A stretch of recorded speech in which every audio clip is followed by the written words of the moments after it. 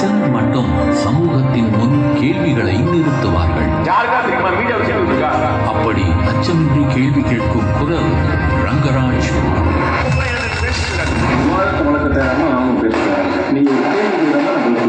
அதிகாரத்தில் இருப்பவர்களாக இருந்தாலும் பதவியில் இருப்பவர்களாக இருந்தாலும் இறைவனோட கருணையில எதையும் பார்த்து பின்வாங்குற அளவில் ஆண்டவன் வைக்கல நம்மள. உண்மைக்கு எதிராக இருந்தால் அவர்களை நேராக கேள்வி கேட்கும் துணிவு. எனக்கு உங்களுக்கு பெற்று பர்சனலா பெற்று இது நீங்க கரெக்டா போகணும் கரெக்டா. ஒரு பத்திரிகையாளர் மட்டுமல்ல, ஒரு சிந்தனையாளர், ஒரு விமர்சகர் மட்டுமல்ல, ஒரு சமூக குரல். எப்பயுமே என்னுடைய கனவு ஒரு தொழிலதிபர் ஆகணும் அப்படின்னு தான் இருந்திருக்கு. என்னுடைய பேஷன் ஜேர்னலிசம் பக்கம் ரொம்ப அதிகமாக திரும்பின போது நான் பண்ணிட்டு இருந்த தொழிலை பூரா என்னுடைய நண்பர்கள்ட்ட என்னுடைய பார்ட்னர்ஸ் கொடுத்தோம். உண்மை, நேர்மை, நியாயம் இந்த மூன்றையும் ஒரே குரலில் ஒலிக்க வைத்தவர். என் தம்பி பாண்டே இங்க வந்து உட்கார்ந்துருக்கான். அவன் சொன்னான்னு பாருங்க, என்கிட்ட மட்டும் காசு இருந்ததுன்னா நானே வாங்கி வெளியிடுவேன். ஏன்னா உணர்வு இருக்கிறவன்ட்ட பணம் இருக்காது, பணம் இருக்கிறவன்ட்ட உணர்வு இருக்காது. எந்த விஷயமாக இருந்தாலும் புள்ளி விவரங்களுடன் தெளிவாக பேசும் திறமை. அம்பேத்கர் உருவாக்கின கான்ஸ்டியூஷன்ல there will be a governor for the state. நீங்க தைரியமா நினைச்சேன். அப்ப இவங்க வந்து டெமோக்ரஸிக்கு எதிராக எவ்வளவு இருந்திருக்காங்க நான் புள்ளி ஓட கொடுத்தோம். இவர்கள் எல்லாம் அரசியல் செய்வார், அப்புறம் அவர் அமீலா செய்வார், அவர் அதான செய்வார். வச்சுக்கிட்டே போகல. சிறப்பு சட்டங்கள் சிறப்பு தீர்வு கிடைச்சதா? கவர்மெண்ட் ஆஃப் இந்தியா தான் நான் பேசிட்டு இருக்கிறேன். நான் கவர்மெண்ட் ஏங்க வலதுசாரி, வந்தேரி, பார்ப்பனிய, ஆதிக்க சக்தி கொண்ட எல்லாம் சொல்ல முடியல. உதவி என்ன சார் கௌரவம் எதிர் திசையில் 1000 குரல்கள் மாறலாம். ஆனால் கேள்வி கேட்க வேண்டிய இடத்தில் ஓயாமல் கேள்வி கேட்கும் ஒரு குரல், மக்களின் குரல், சமூக நீதியின் ஒளி, மாற்றத்தின் சக்தி. கலாட்டா பெருமையுடன் வழங்குகிறது Golden Icon of Revolution, Voice of Social Justice to Mr. Rangaraj Pandey. Ladies and gentlemen, ஒரு மிகப்பெரிய கைத்தட்டல். எல்லாரும் ஸ்டாண்டிங் ஓவேஷன் கொடுக்கணும் அப்படின்றது ஆசை. Yes, sir. I request everybody to raise. Ladies and gentlemen, make some noise. The one and only Rangaraj Pandey அவர்கள். Yes. Thank you. Thank you. Congratulations, sir. About நீ அவங்களும் ஸ்டாண்டிங் ஓவேஷன் அந்த சைடுல. Okay.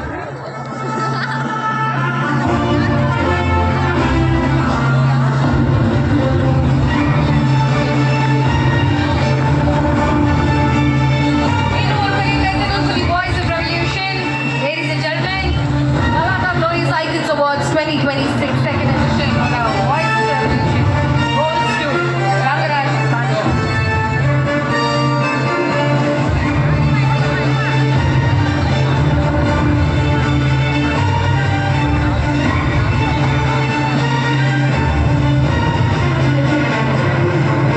Thank you, sir.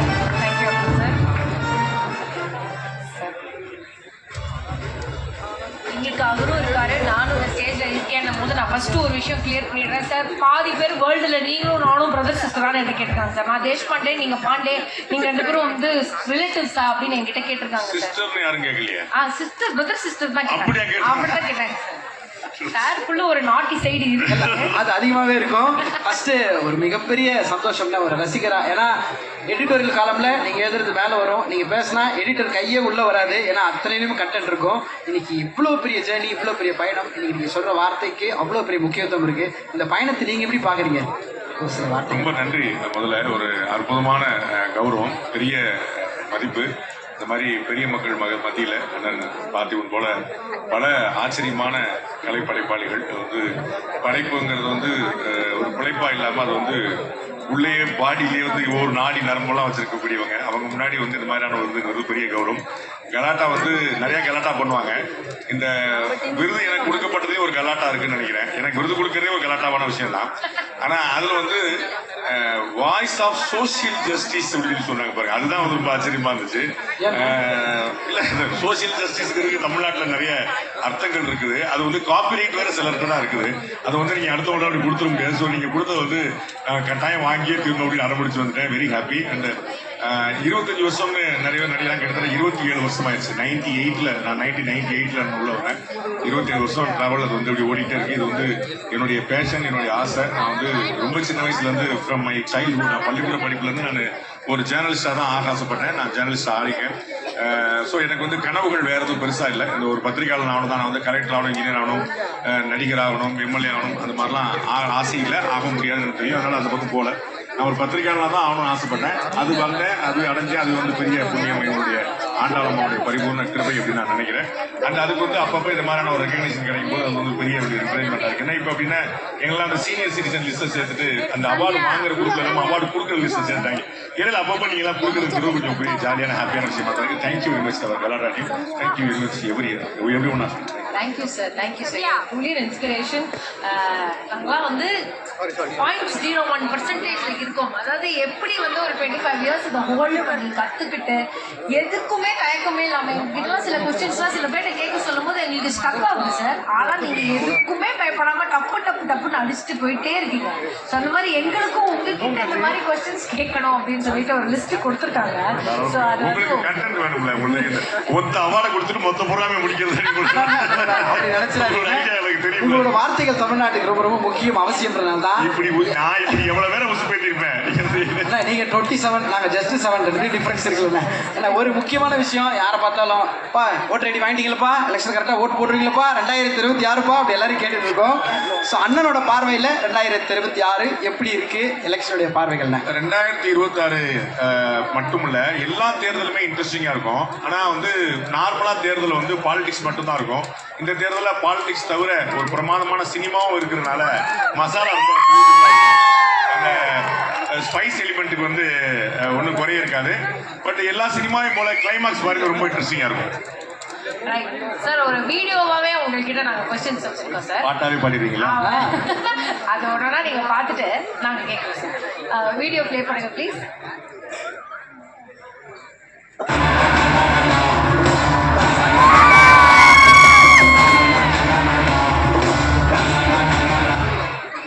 மேல இருக்கக்கூடிய 2 பேருக்கு தான் நாற்காலியில் உட்கார்ற வாய்ப்பு இருக்கு. அந்த 2 பேர்ல யாருக்கிற தீர்மானிக்கிற வாய்ப்பு இருக்கிறோம். அந்த 2 பேர் தான் உட்கார போறாங்க. ஈதர் யாராவது இவர் ஒன்று கட்டி பண்ண போறாரு, இல்லை வர போறாரு. அது யாரு அப்படிங்கறத வந்து அந்த கார்டை மாத்தி போறது இந்த 2 பேர்ட்ட இருக்கு. Super sir. சரி சார், அப்போ 4 பேரோட பிளஸ் என்ன மைனஸ் என்ன, எப்படி வந்து அவங்க வந்து அவங்களுக்கான ஒரு ஸ்ட்ராட்டஜியா பிளான் பண்ணி வச்சிருக்காங்க அப்படின்றத நம்மள மாதிரி மக்களுக்கு தெரியணும்னா அதை மேல இருக்கக்கூடிய 2 பேருக்குமே ஒரு காமனான அட்வான்டேஜ். அது வந்து ஏற்கனவே வளர்ந்து பெருசா உருவான ஒரு கட்சி. ஸோ அதுல வந்து அவங்களுக்கு பேஸே அவங்களுக்கு கிடைச்சிருக்கு. அவங்க இந்த 2 பேரும் அவங்க உருவாக்குன கட்சி. ஸோ அவங்க தான் அதை உருவாக்குறாங்க. இப்போ இதுதான் விதை இவங்க போடுறாங்க. அவங்க 2 பேருக்கு விதை வேற யாரோ போட்டது. ஸோ இது வந்து அவங்களுடைய அது வித்தியாசம். மைனஸ் அப்படின்னு பாத்தீங்கன்னா ஆன்டி இன்கம்பன்சி இன்னைக்கு இருக்கக்கூடிய ஒரு அதிருப்தி அலைகள் எதிர வந்து அது கவர்மெண்ட்டுக்கும் டிஎம்குமான ஒரு மைனஸ் பாயிண்டா பார்க்கலாம். அண்ட் திரு எடப்பாடி பழனிசாமி அவர்களும் இன்னும் கொஞ்சம் அரவணைச்சு போலாம், மெக்னானிமஸா போலாம், இன்னும் கொஞ்சம் கொண்டு போகலாம். ஏன்னா பெர்செப்ஷனல் கேமும் சேர்த்து வின் பண்ண வேண்டியிருக்குது. அதுல வந்து ஒரு பின்தங்குறாரு நினைக்கிறேன். திரு விஜய் அவர்கள் வந்து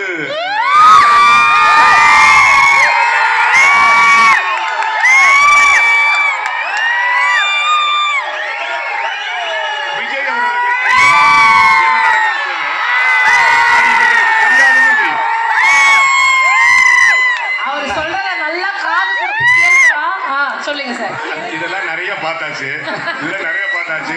1967 இருந்து இது ஓடிட்டு இருக்குது. ஸோ வந்து இதெல்லாம் வந்து புது விஷயமே இல்லை. அவருக்கு வந்து என்ன நடக்க போகுதுன்னு தெரியும், இவங்களுக்கு தெரியாதுன்னு அவருக்கு தெரியும். அதனால வந்து அவர் ரொம்ப தெளிவா இருக்கிறாரு. அவர் சும்மா போட்டு வைப்போமே சொல்லி சொல்றாரு, ஒரு நம்பிக்கையில சொல்றாரு. அவருக்கு ஒரு பிரைட்டான ஃபியூச்சர் இருக்கு.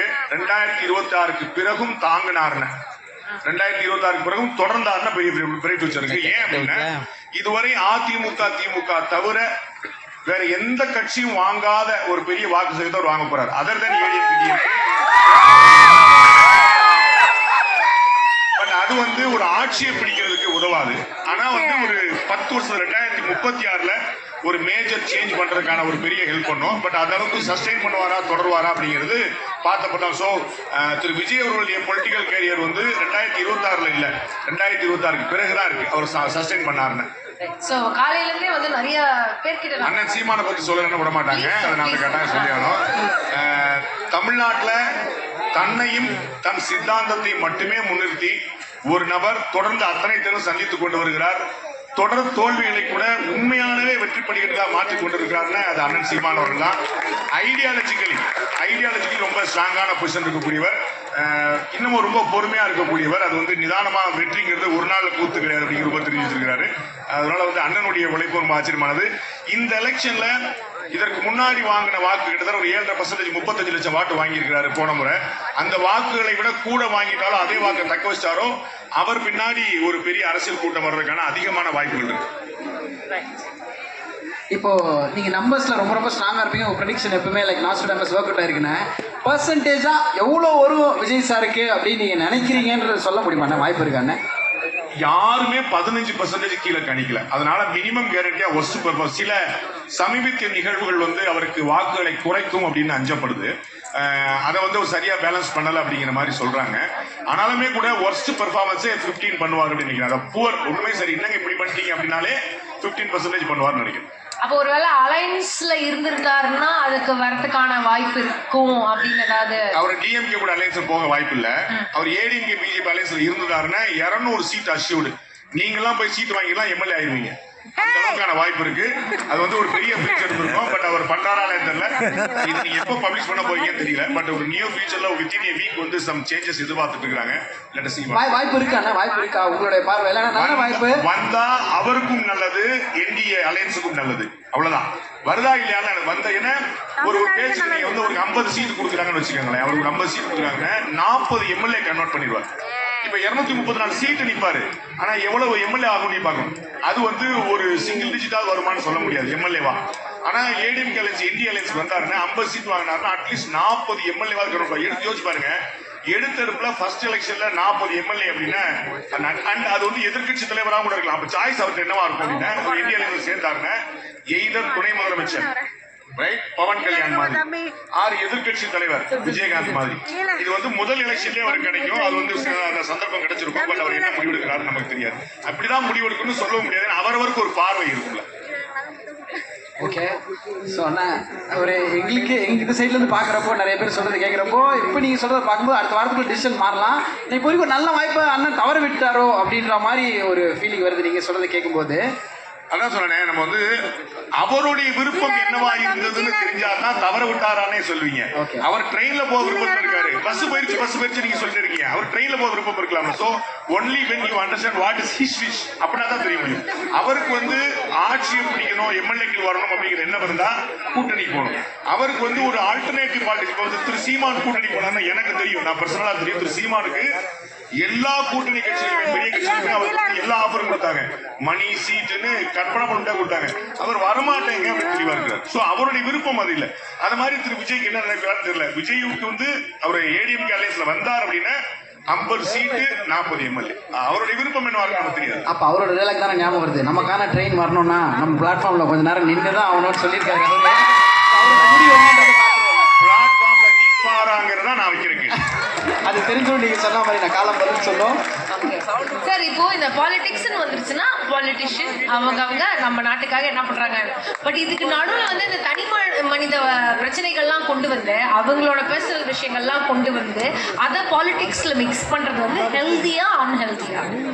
எப்பயுமே அது வந்து பப்ளிக் லைஃப்ல இருக்கிறவங்களுடைய பர்சனல் லைஃப் தான் வெளியே விவாதிக்கணுமா இல்ல. பர்சனலா பிரைவேட்டா இருக்கக்கூடிய காமன் மேனுடைய பொது வாழ்க்கையை கூட யாரும் விமர்சிக்க கூடாது. ஒவ்வொருத்தருக்குமான தனிப்பட்ட வாழ்க்கைக்கு தனிப்பட்ட வாழ்க்கை தான். விஐபிக்கு தனிப்பட்ட வாழ்க்கையை விவாதிக்கலாம், காமன் மேனுடைய தனிப்பட்ட வாழ்க்கை விவாதிக்க கூடாது. யாருடைய தனிப்பட்ட வாழ்க்கையை விவாதிக்க கூடாது. அதான் வந்து குழப்பமே இல்லை. அது வந்து அது அவருடைய உரிமை. அது வந்து குழப்பம் இல்லை. ஆனால் இந்த பப்ளிக் லைஃப்ல இருக்கிறவங்களுக்கு ஒரு எக்ஸ்ட்ரா ஒரு ரெஸ்பான்சிபிலிட்டி சேர்ந்துருக்கு. என்னன்னா ஒரு புகைப்பிடிக்கிறது அப்படிங்கிறது ஒவ்வொருத்தருடைய உரிமை. உங்களுக்கு கெடுதல் நல்லது. அதை ஒரு ஸ்டார் பப்ளிக்ல பிடிக்க முடியாது, பிடிக்க கூடாது. பிடிச்சா சார் நீங்களா அப்ப ஊரே பிடிக்க நான் பிடிக்க கூடாதான் நீங்க கேட்க முடியாது. அந்த மாதிரி தலைவர்களுக்கு இதற்கு முன்னாடி இருந்து மறைந்த ஒரு மிக மூத்த அரசியல் தலைவர், ஒரு பெரிய செயின் ஸ்மோக்கர் கிட்டத்தட்ட, அவர் எப்பயுமே சிகரெட் இருப்பார். ஆனா இது வரைக்கும் அவர் சிகரெட் இருந்த மாதிரி ஒரு போட்டோ கூட கிடையாது, யாருக்குமே தெரியாது. அவர் பேர் சொன்னா நீங்க அது தெரியுங்க சொல்ல மாட்டாங்க. அவர் ஒரு ஸ்மோக்கர். அது ஏன் அவர் சொன்ன பப்ளிக்ல எப்படி ஹவு யூ பிஹேவ் ஒரு கணக்கு இருக்கு. பட் எனக்கு எந்த குழப்பம்ல விஐபியோ காமன் மேனோ தனிநபர்களுடைய தனிப்பட்ட வாழ்க்கையை ஒருபோதும் பொதுவெளி கொண்டு வரக்கூடாது. No doubt. பட் இதனால வந்து இந்த ஓட் கவுண்ட்ஸ் பாதிக்கும், அதனால வந்து இதெல்லாம் வந்து அதுல இஷ்யூஸா வரும் அப்படின்றது வந்து மக்களோட ஓட் கவுண்ட்ஸை கட்டாயமா வந்து இம்பாக்ட் கிரியேட் பண்ணும். பாதிக்குங்கிறது வந்து நான் அஃபெக்ட் பண்ணுமா சொல்றேன். இம்பாக்ட் கிரியேட் பண்ணும். பாசிட்டிவாவா நெகட்டிவாவான்லாம் தெரியாது நமக்கு. நம்ம ஊர்ல இது மாதிரியான புகார்கள், இப்ப இவர் மேல புகார்லாம் கிடையாது புரியுங்களா. பட் வந்து புகார்களுக்கு உள்ளானவங்களாம் சூப்பரா ஜெயிச்சிருக்காங்க. அந்த மாதிரி நம்ம மக்கள் வந்து ஏமா பயங்கர கெட்டிக்காரப்பா அப்படின்னு நினைக்கிற வரலாறுலாம் நம்ம உண்டு. அதனால இது வந்து கவனமா கையாள வேண்டிய விஷயம். அவ்வளவுதான். அவர் சைட்ல சொல்றேன். காமன் மேன் வந்து அதை பத்தி யோசிக்க கூடாதுங்கிறது தான் ஒரு மீடியாக்காரனா என்னுடைய விஷயம். அது எந்த இடத்துலயும் விவாதிக்கும். நான் வந்து மீடியாவில் என்கிட்ட பேட்டி கேட்டப்பதான் சொல்லியிருக்கேன், இது விவாதிக்க கூடாதுங்கிறது மட்டும்தான் என்னுடைய பதில். வேற பதில் போனாரா வந்தாரா போலாமா அதை பத்தி நான் பேச மாட்டேன். இதுதான் என்னுடைய பதில். சூப்பர். ஸோ இப்போ வந்து எலெக்ஷன் டைம்ல நிறைய விஷயங்கள் பார்த்துட்டு இருக்கோம். களப்பணிகள் பயங்கரமா ஒரு சைடு போயிட்டு இருக்கு, பிரச்சாரம் ஒரு சைடு போயிட்டு இருக்கு. இது வரைக்கும் பார்க்கும்போது அவுட் ஆஃப் 10 நான் இவங்களுக்கு இந்த மார்க் கொடுப்பேன். அவங்க கொடுக்குற மேனிஃபெஸ்டோ இருக்கட்டும், இல்லை அவங்க செய்யற விஷயங்களா இருக்கட்டும், அது பார்க்கும்போது அவுட் ஆஃப் 10 நீங்கள் இவ்வளோ கொடுக்கலாம். அது காரணம் இதுதான் அப்படின்னா ஒருத்தருக்கும் எவ்வளோ கொடுப்பீங்க அப்படின்றதான கேள்வி.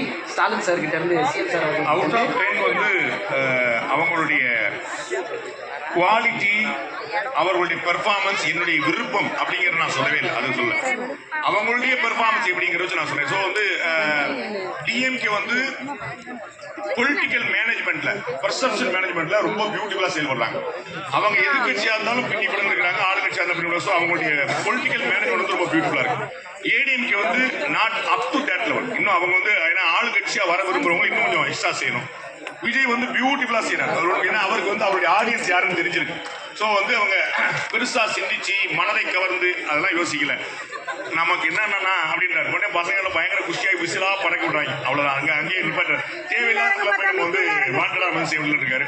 அண்ணன் சீமான் வந்து ஒரு கடுமையான முயற்சி. ஏன்னா வந்து அவர் சொல்லிட்டே இருப்பாரு, இந்த தேர்தல் எங்களுக்கு ஒரு முயற்சி, இல்லாவிட்டால் எங்களுக்கு அது பயிற்சி அடிப்பார்.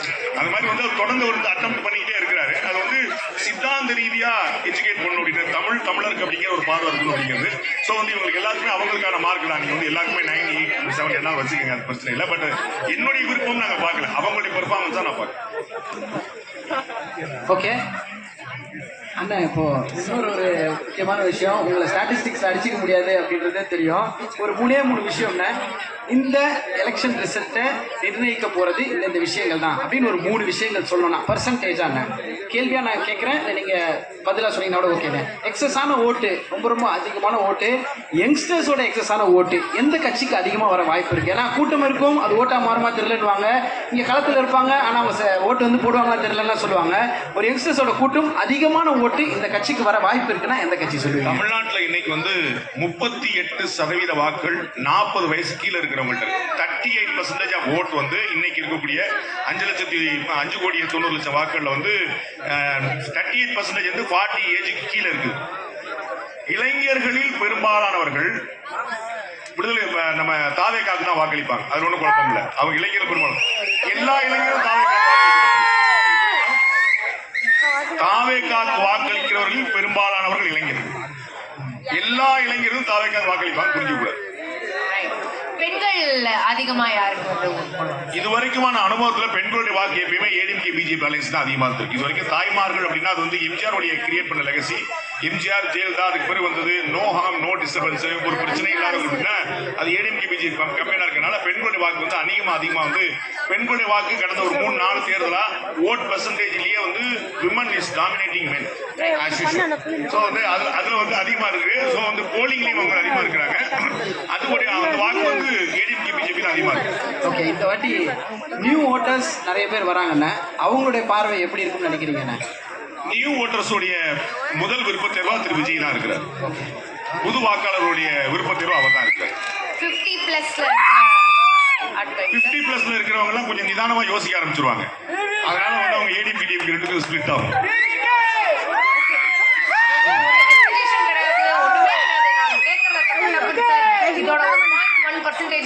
ஆசீர்வாதமாச்சும் எங்களுக்கு வரணும் அப்படின்றத உங்களோட பிளெஸிங்ஸ் நாங்கள் வந்து உங்ககிட்ட நான் வாங்கிக்கிறோம் ஒன்றும் சார். பொய் சொல்லலை, யாரையும் தனிப்பட்ட முறையில் தாக்கல. அப்படி இது வந்து பெரிய அசட்டு துணிச்செல்லாம் தேவையில்லை. உண்மையை சொல்றதுக்கு தயங்க வேண்டியதில்லை. உண்மையை சொல்றதுக்கு ஒரு நாள் தயங்கினால் நாடு உருப்படாமல் போயிடும். அதனால தயங்காம நம்ம தொடர்ந்து சொல்றோம். தயங்காம நீங்க தொடர்ந்து இன்னொரு ஒரு விஷயமும் உங்களுக்காக சொன்னேன். ஒரு சில வார்த்தைகள் இங்க வரப்போகுது. அந்த வார்த்தையை பார்க்கும்போது இந்த வார்த்தை எனக்கு பின்னாடி இருக்க போட்டோ இருக்க தலைவரோட எப்படி ரிலேட்டபிளா எப்படி கனெக்டடா இருக்குன்றது நீங்க சொல்லணும். Photo please. ஒரு 6 இது பார்த்துட்டேன். அன்பு ஸ்டாலின். அன்பையும் முதல்வரையும் கனெக்ட் பண்ணி நீங்க சொல்லணும். உங்களோட பார்வையில சார் எல்லாமே உங்க பார்வையில். ஏய் சார், கூட்டணி கட்சிகள் மீது அவர் காட்டுகிற அன்பு வந்து ரொம்ப முக்கியமானது, ரொம்ப விசேஷமானது. கலைஞர் வந்து இந்த காங்கிரஸுக்கும் டிஎம்கேமான அலையன்ஸ்ல 25 சீட்டு இல்லை 41 கேட்டாங்க, 35-40 கொடுத்துருப்பாரு. திரு ஸ்டாலின் வந்து அன்பை கொடுத்தாரு, சீட்டை கொடுக்கல. அது வந்து 28 முடிச்சாரு. அது வந்து ஒரு பெரிய பெரிய அச்சீவ்மெண்ட், வித்தவுட் எனி டவுட். பாராட்டு. அடுத்தது பாராட்டு. அவருக்கு வந்து எந்த கரிஷ்மாவும் கிடையாது. நம்ம வந்து இது வரைக்கும் பார்த்ததுல அட்ராக்டிவான லீடர் அப்படின்னு அவர் போய் பார்க்கணும்னு ஆசைப்படுறோம். அந்த மாதிரி இல்லை. உண்மையான சாமானியர், சாதாரணமான விவசாயி, ஒரு பெரிய அட்மினிஸ்ட்ரேட்டரா இருக்கிறாரு. அவர் 4 வருஷம் முதலமைச்சராக இருந்தபோது நான் நிறைய விஷயங்கள் பக்கத்துல இருந்து பார்த்தேன். ஃபைல பெண்டிங் வைக்காத ஒரு முதல்வர். எல்லா ஃபைலையும் உடனே கிளியர் பண்ணிடுவாரு. அதற்கு முன்னாடி இருந்த போது சந்தர்ப்பங்கள்ல ஃபைல் வந்து பெண்டிங்ல இருக்கும். பெண்டிங்ல இருக்க மட்டும் இல்ல, எப்போ வரும்னே தெரியாது. ஆனா இவர் வந்து நான் சந்திக்க சந்தர்ப்பங்கள்ல கூட 2 நிமிஷம் வெயிட் பண்ணி சாமி நான் முடிச்சுன்னு சொல்லிட்டு ஆபீஸை கூப்பிட்டு முடிச்சு அனுப்பிட்டு தான் நம்ம வந்து பார்ப்பார். அந்த மாதிரி வந்து ரொம்ப கடகடன்னு வேலை பார்க்கக்கூடியவர். அதற்கு தான் அவருக்கு பாராட்டு தகும். Super, thank you sir. கோபம்.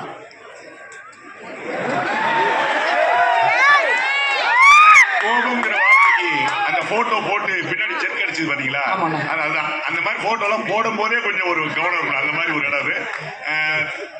பாரத பிரதமர் நரேந்திர மோடிக்கு வந்து இதற்கு முந்தைய ஆட்சியாளர்கள் மீது ஒரு பெரிய கோபம் இருக்குதுன்னு நினைக்கிறேன். அவங்க வந்து இன்னும் எவ்வளவோ பண்ணிருக்கலாம் அப்படின்னு. ஒரு சாலை வசதிங்கிறது ஒரு அடிப்படை தேவை. ஆனா நாடு முழுக்க சாலையால் இணைக்க முடியுங்கிற ஐடியாவே வாஜ்பாய் அவர்கள்